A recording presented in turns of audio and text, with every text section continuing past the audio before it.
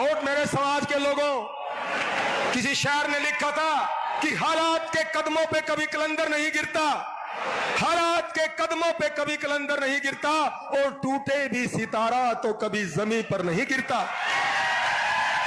हालात के कदमों पे कभी कलंदर नहीं गिरता, टूटे भी सितारा तो कभी जमीन पर नहीं गिरता। और गिरते हैं बड़े शौक से समंदर में दरिया, लेकिन समंदर कभी जाकर के दरिया में नहीं गिरता। आप समंदर हैं, आज आपने दिखा दिया कि आप समंदर हैं। आप विशाल समंदर, अपनी ताकत को पहचानिए, अपनी हिम्मत को पहचानिए, अपने जोश को पहचानिए, अपने जुनून को पहचानिए। और इसी प्रकार यदि आप एक रहे, ये डीएससी समाज आप एक रहा है, तो 2 दिन दूर नहीं कि ये आपका हक आपकी झोली में होगा। और हमें वो मंजर याद है 2008 का, जब देवीदास और हम भूख हड़ताल पे बैठे थे रोहतक में। उस अंदर हुड्डा ने, उस निर्दयी आदमी ने हजारों निहत्थे लोगों पर लाठियां चलवा करके हमारे लोगों को अपाहिज किया था, हमारी माताओं को, हमारी बहनों को लाठियां मार करके अपाहिज किया था।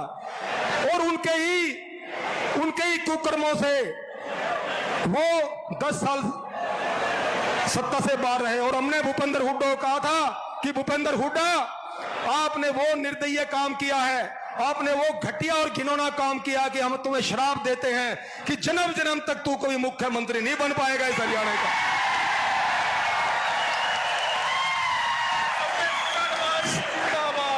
और हम पूरे हरियाणा में हमने चाहे यथ यात्रा के माध्यम से और चाहे अपने पूरे ग्रुपों के माध्यम से हमने अलग जगह रखी है। और मैं एक विनती आपसे, एक पैर पे खड़ा होकर के, एक टांग पे खड़ा होकर आपसे हाथ जोड़ के निवेदन करता हूं, आप एक बार हाथ खड़े कर लें। समाज के लोगों, आपके लिए हमने त्याग बलिदान किया, 18 साल खपा दिए, 6.5 साल जेलों में बिता दी, हरियाणा की 6 जेलें काटी हैं।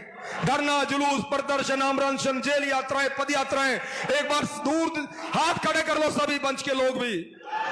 और ये दर्द बोल रहा है सीने में, कोई राजनीति नहीं है, ये दर्द बोल रहा है।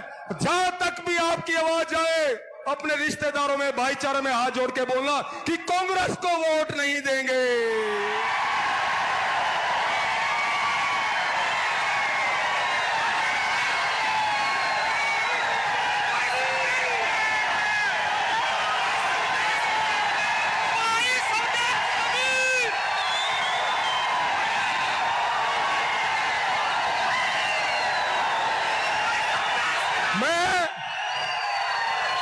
ये सीने का दर्द है समाज के लोगों।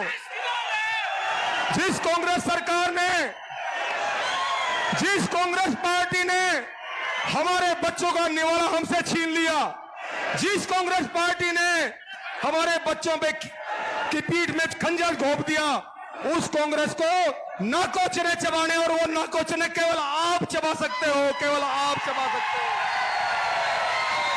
और आज मैं सीआईडी के माध्यम से, ये सीआईडी के लोग खड़े, मेरे भाई पीछे भी खड़े, उनके माध्यम से आज मैं ये मंच से ऐलान करता हूं कि हम एक वोट। और सुन लो नायब सिंह सैनी, आपने वादा किया है समाज से, और मैं वैसे नहीं बोल रहा हूं, मैं इसलिए बोल रहा हूं, सुप्रीम कोर्ट का निर्णय आने से पहले ही भारतीय जनता पार्टी ने और मनोहर लाल खट्टर ने जींद की इसी ऐतिहासिक भूमि में संत कबीर जयंती पर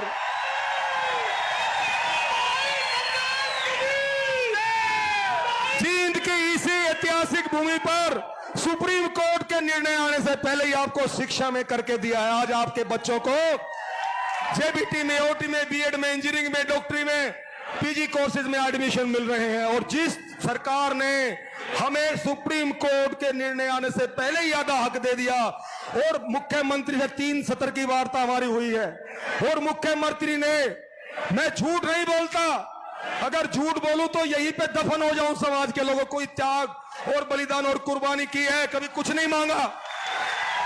मुख्यमंत्री ने रोहतक के अंदर 1 घंटा हमारी बात हुई नायब सिंह सैनी से, और मुख्यमंत्री ने एक टांग पे खड़ा होकर के कहा था, मुख्यमंत्री ने कहा था नायब सिंह सैनी ने हमारे सामने 100 लोगों के बीच में, कि आप स्वदेश जी कबीर साहब, मैं कबीर साहब की कसम खाए कहता हूं, सरकार बनते ही पहली कलम से आपका डीएससी बहाल करूंगा।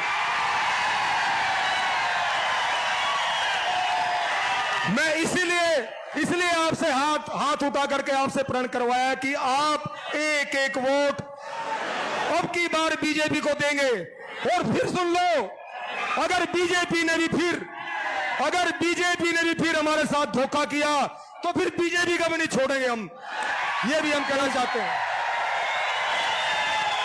तो आज आपने मुझे सुना, मुझे समझा। हे माताओं, हे बहनों, जहां तक आपकी आवाज जाए समाज में अपने रिश्तेदारों को फोन कर दो कि अब की बार वोट बीजेपी को देंगे आप। स्वदेश जी बहुत बहुत धन्यवाद। बस हे माताओं, किसी शायर ने लिखा था कि जन्नी जने तो भक्तजन, जन्नी जने तो भक्तजन, या दाता या सूर, या फिर जन्नी बाज रहे तू काहे गवाए नूर। हे समाज के लोगों, आपकी जय हो। और आज इतनी भारी संख्या में आज एकत्रित हुए हो, आपकी जय जयकार इतिहास में स्वर्णिम अक्षरों में लिखी जाएगी। इस प्रकार इकट्ठे रहना। और समाज का कोई भी नेता जब समाज को बुलाता है तो इसी प्रकार आपने इकट्ठे होकर के अपनी एकता का परिचय देना है।